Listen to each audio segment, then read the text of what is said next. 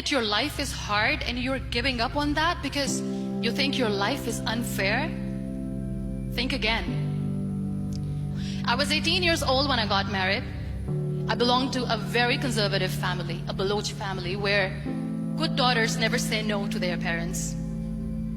My father wanted me to get married, and all I said was, if that makes you happy, I'll say yes. And of course, it was never a happy marriage. Just about after 2 years of getting married, about 9 years ago, I met a car accident. Somehow my husband fell asleep and the car fell in the ditch. He managed to jump out, saved himself. I'm happy for him. But I stayed inside the car and I sustained a lot of injuries. The list is a bit long. Radius ulna of my right arm were fractured. The wrist was fractured.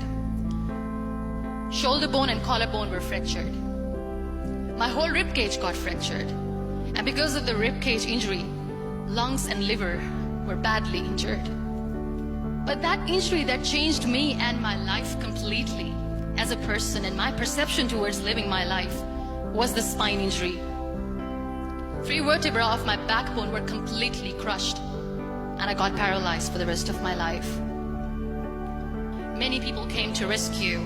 They gave me CPR. They dragged me out of the car. And while they were dragging me out, I got the complete transection of my spinal cord. Those 2.5 months in the hospital were dreadful. I was at the verge of despair. One day, doctor came to me and he said, well, I heard that you wanted to be an artist, but you ended up being a housewife. I have a bad news for you. You won't be able to paint again.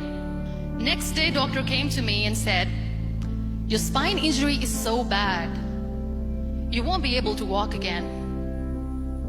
I took a deep breath and I said, it's all right.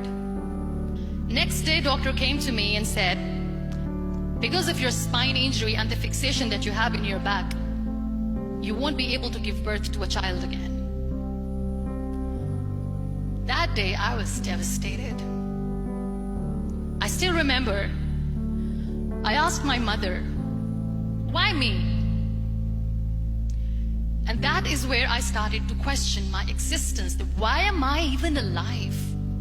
And that is where I realized that the words have the power to heal the soul.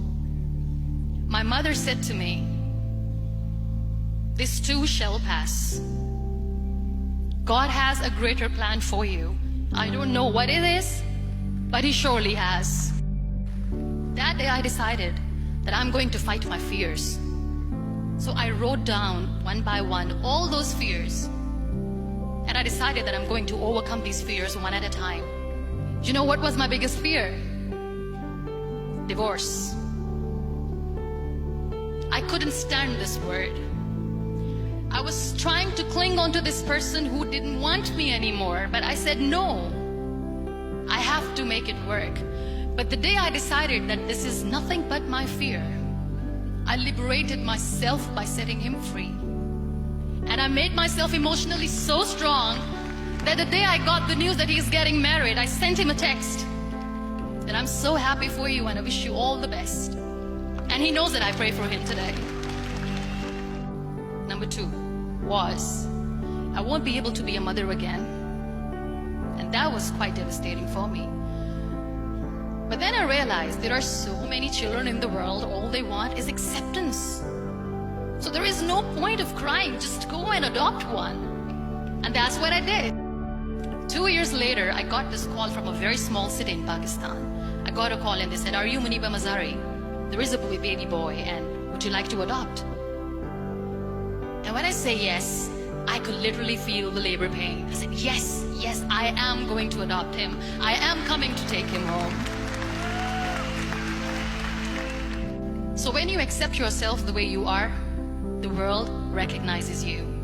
It all starts from within. We have this amazing fantasy about life. This is how things should work. This is my plan. It should go as per my plan. If that doesn't happen, we give up. I I never wanted to be on the wheelchair.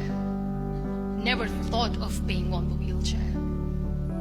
This life is a test and a trial, and tests are trials are never supposed to be easy. So when you are expecting ease from life, and life gives you lemons, then you make the lemonade, and then do not blame life for that, because you were expecting ease from a trial.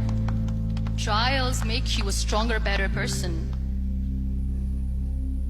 Life is a trial. Every time you realize that. It is okay to be scared. It is okay to cry. Everything is okay, but giving up should not be an option. They always say that failure is not an option. Failure should be an option, because when you fail, you get up, and then you fail, and then you get up, and that keeps you going. There are so many people in the world who are dreaming to live a life that you are living right now. You have no idea. Embrace each and every breath that you are taking. Celebrate your life. Live it. Don't die before your death. Live your life fully. Accept yourself the way you are. Be kind to yourself. Real happiness lies in gratitude. So be grateful, be alive, and live every moment